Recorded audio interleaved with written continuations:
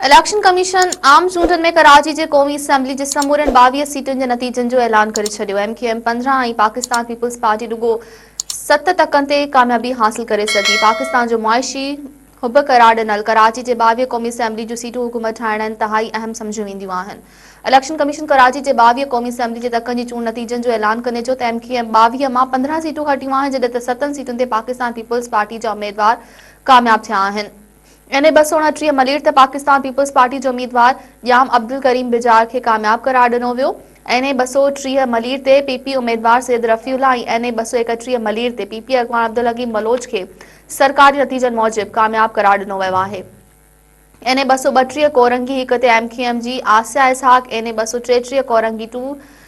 MQM जो Javed Hanif, NA 234 Korangi ते MQM Pakistan जो उम्मीदवार मुइन आमिर पीरज़ादो कामयाब थी वियो आहे।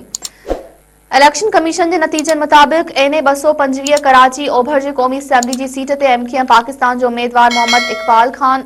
NA 236 कराची ओभर 2 ते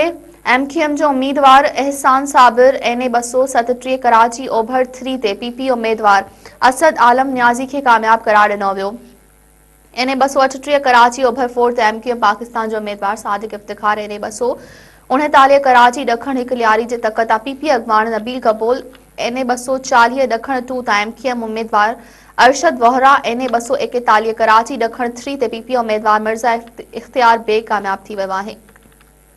NA 242 क्यामाड़ी 1 ते MQM जो मुस्तफ़ा कमाल, NA 243 क्यामाड़ी 2 PP उम्मीदवार अब्दुल कादिर पटेल, NA 243 कराची ते MQM उम्मीदवार फारूक सत्तार, NA 245 कराची ते MQM जो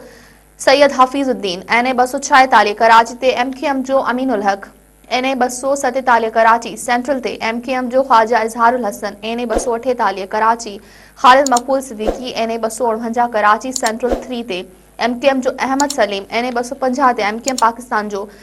पाकिस्तान जो उम्मीदवार फरहान चिश्ती खे कामयाब करार ॾिनो वियो आहे।